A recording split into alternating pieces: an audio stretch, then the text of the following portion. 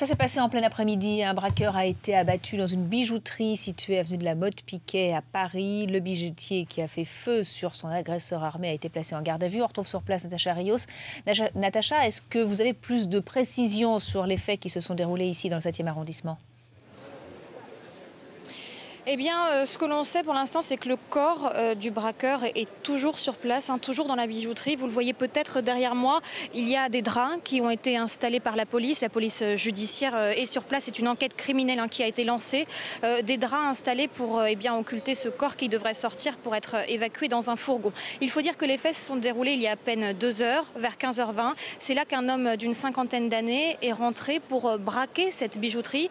Il avait une arme de poing, un pistolet ou un revolver, on ne sait pas trop, mais le bijoutier, à la vue de cette arme, a pris lui aussi une arme qu'il avait en sa possession et il a tiré à une ou plusieurs reprises, on ne sait pas encore exactement. Toujours est-il que une balle s'est logée dans l'épaule du braqueur, une balle mortelle puisque 30 minutes plus tard, il était décédé. Je vous laisse écouter les explications à ce sujet de Jean-Éric Deleu du syndicat Alliance. Le bijoutier, voyant cet individu armé, a saisi une arme qu'il avait en sa possession et a ouvert le feu à première vue à une seule reprise. L'individu s'est effondré. Le bijoutier a appelé immédiatement les services de police. Les services de secours se sont également rendus sur place et ont déclaré l'individu décédé une demi-heure plus tard. La justice fera son travail et décidera et donnera ses conclusions afin que le bijoutier soit ou ne soit pas en état de légitime défense.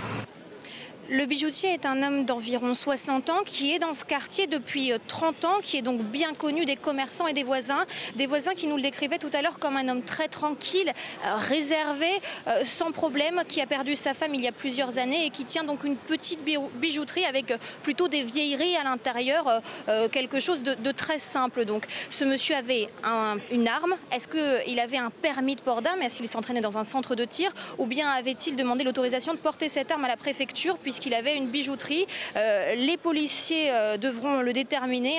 Une enquête criminelle a été ouverte et ce bijoutier est actuellement en garde à vue pour déterminer s'il s'agit ou non d'un cas de légitime défense.